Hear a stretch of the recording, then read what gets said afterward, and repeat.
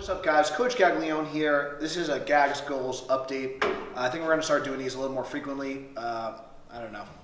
I don't have an exact timeline or anything like that. I know it was probably like 6 months from our last YouTube video. Every week I do some sort of update on my training on my Instagram. But I want to kind of give you guys a little bit more of an inside look about what I've been doing. I've been getting a lot of positive feedback. Some people have let me know, it's inspiring them to take healthier choices and stuff. So if you're not sure what I'm talking about, but if you haven't been following me, basically I made a decision more or less in 2016, but basically at the end of 2015, I hit one of my lifetime goals. I hit a 900-pound squat with equipment in competition, but it was probably, if not, it was the most unhealthy I felt. I was having a lot of sleep issues. I was in a lot of pain. Mobility was really bad. I definitely sacrificed my health too much, and I know I could have got there in a healthier way, and I wasn't really practicing what I was preaching as a coach. So that was a big wake-up call for me. Around the same time, my grandfather had passed away, and it was a lot of things were happening in my life. I was getting sick. I just wasn't feeling good. So kind of fast forward, it was definitely some trials and tribulations and some hard times. But especially in 2017, I started to really ramp things into high gear. I kind of made the decision. It took me a while, obviously owning a business. I wasn't really putting the full effort in, and I think the biggest thing for me was my mindset. We all have these voices in our head that tell us we can't do it, or maybe for me it was you're just going to be fat or whatever. This is you're getting older. Whatever the excuse is, I wasn't always subconsciously saying it. But just, I wasn't consciously saying it, but subconsciously in my head, I wasn't really believing in myself. And I wasn't putting in a full effort. I was holding back. I was really afraid of failing.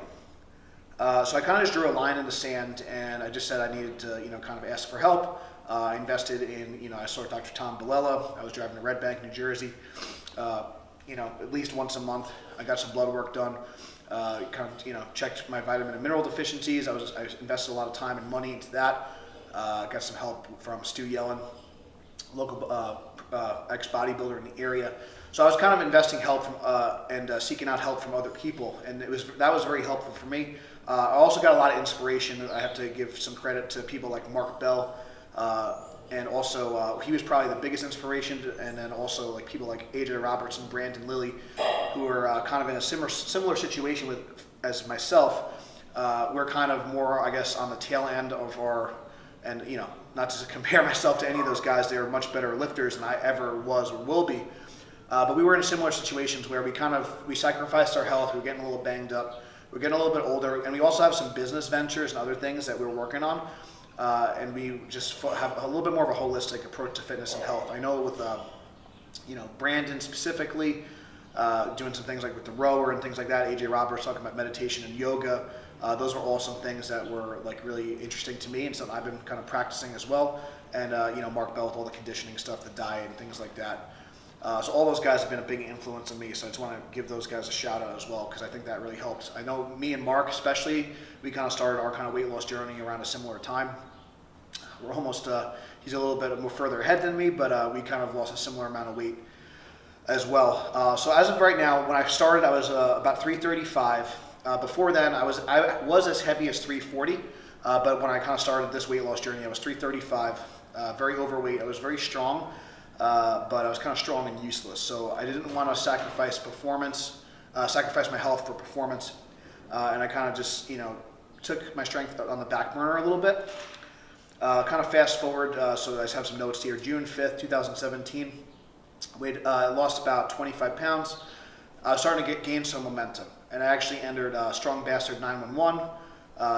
Shout out to Joe DeFranco and James Smitty Smith. They had a contest, so I entered that as well. I dropped about 30 pounds during that time period, and that really kind of kicked things off for me.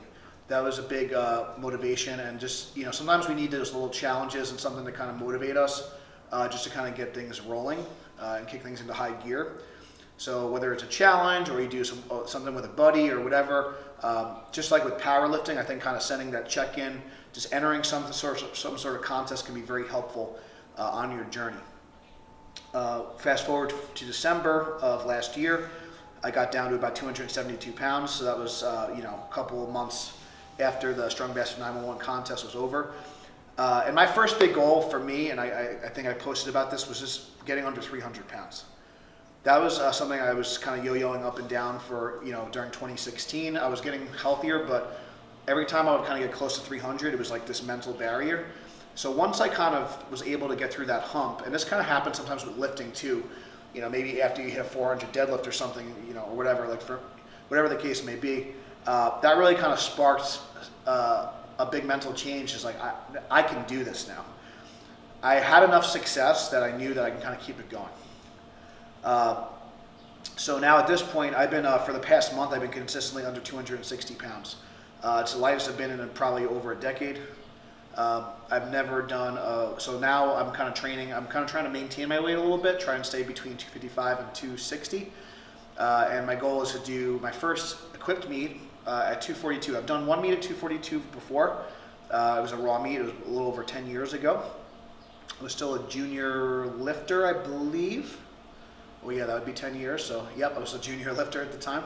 Yeah, so I'm really excited about that. And so just to kind of recap, because everyone's like, you know, are you losing strength and all this stuff? And I've kind of written about this before, and I will do an article at some point, probably after the contest, to kind of talk a little bit more about the specifics of the training. It's hard to ride two horses. It's hard. You really can't serve two masters. You can get stronger and leaner, but especially once you get past 10, 15, 20 pounds. Like for me, like if you look at old videos, like my body is like completely different. So besides potentially losing some muscle and things like that, your leverages are also going to change a lot. I'm relearning my squat right now. I'm setting up a little bit different on the bench. My deadlifts leverages are way different. It's actually a little easier to get in position, but I'm almost sometimes getting too low, and you know, because it's so easy to get down because I'm more flexible and limber now. So there are some challenges with getting leaner. And we're going to definitely talk about those throughout the process as I get closer to the competition. But the good news is that now that I've kind of, my weight's leveled out for about a month, under 260 pounds, I have been able to gain some strength back. So we'll kind of show you some of the clips here, but I was able to squat 800 pounds again, which is really cool for me. It's the lightest I've done an 800 pound squat. I hit a 495 bench to a half board, which essentially is more or less full range of motion. Internet may think otherwise, but I consider that a good full range of motion press, especially in a shirt. It's close enough.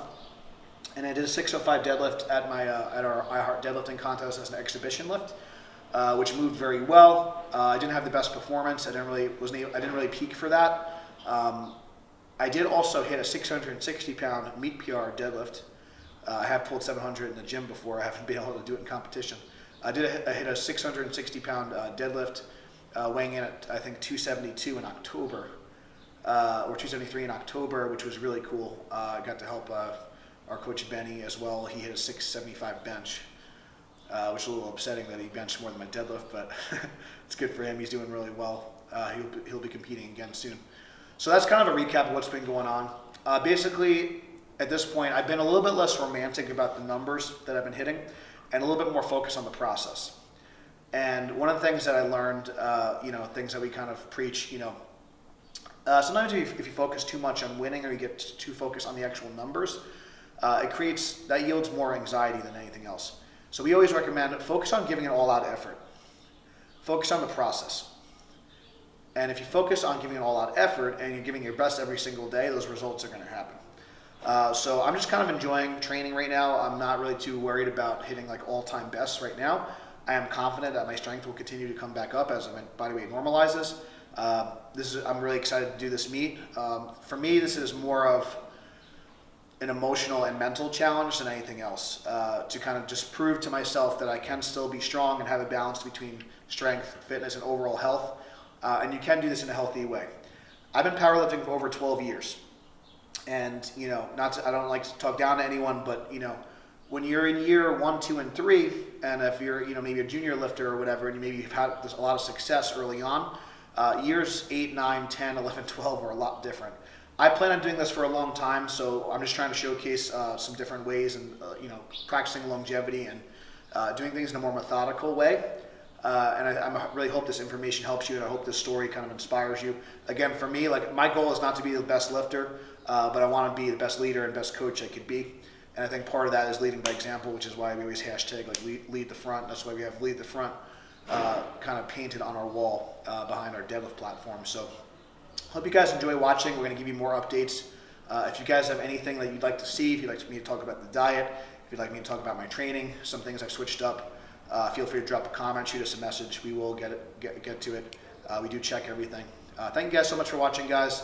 Make sure you check out GaglianoStrength.com if you're interested in any training programs, coaching, or if you want to check out the gym.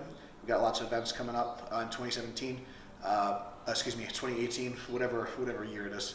I don't even know. Time flies when you're having fun. Thank you guys so much for watching, and we'll see you next time.